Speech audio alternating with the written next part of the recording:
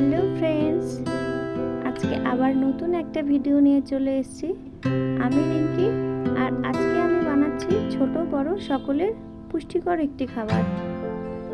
তো আজকে আমি বানাচ্ছি ভেজিটেবল চিলা। তো তার জন্য এখানে কিছুটা পরিমাণ সবজি কেটে নিয়েছি, আর এইখানে পরিমাণ মতো আটা আর সুজি নিয়ে নিয়েছি।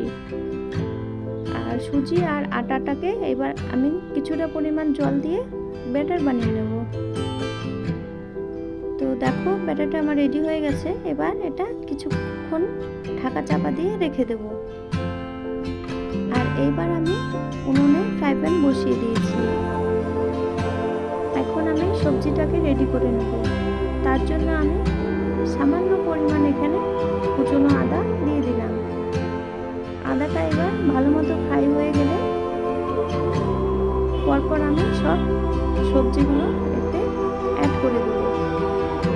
তো এইখানে আমি দিয়ে দিলাম এবার কিছুটা পরিমাণ কুচনো গাজর, কিছুটা পরিমাণ পেঁয়াজ, বিটরুট আর ক্যাপসিকাম। এগুলোকে আমি এখন ভালো মতো ফ্রাই করে নেব। আর ভালো মতো ফ্রাই হয়ে গেলে আগে থেকে সেদ্ধ করা কিছুটা পরিমাণ আলু, তোমরা চাইলে কাঁচা আলুও দিতে পারো, সেটা আগে থেকে একটু ফ্রাই করে নিতে হবে। তো এগুলোকে আমি সবগুলোকে এবার ভালো মতো মিক্সড করে নিয়েছি। আর তারপর আমি কিছুটা পরিমাণ নুন দিয়ে দিলাম।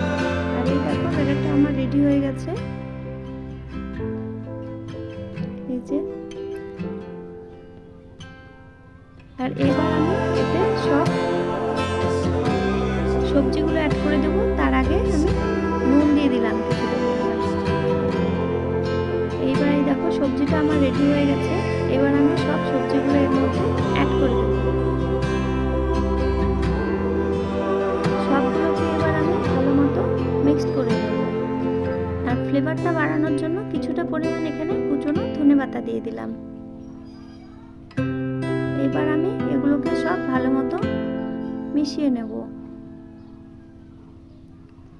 আর মেশানো হয়ে গেছে দেখো। এবার আমি আবারও ফ্রাই প্যান বসিয়ে দিলাম। এবার খুব অল্প পরিমাণে একটু তেল দিয়ে দেব।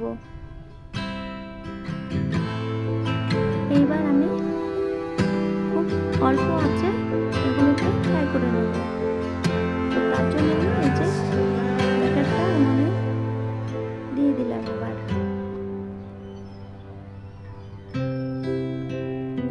তো ভালো মতো গোল করার চেষ্টা করছি। ভালো মতো গোল হতে হবে শেপটা, সেটার কোনো ব্যাপার না। তো গোল করার চেষ্টা করছি। তো দেখো, খুব সুন্দর হয়েছে। তো এটা হালকা ড্রাই হয়ে এলে, এই যে দেখো হালকা ড্রাই হয়ে গেছে। এবার আমি ওপাশটা উল্টে দেব। ভালো মতো ফ্রাই হয়ে গেলে রেডি আমার পুষ্টিকর খাবার। তোমরা চাইলে এটা সকালের ব্রেকফাস্ট ও রাতের ডিনারেও খেতে পারো।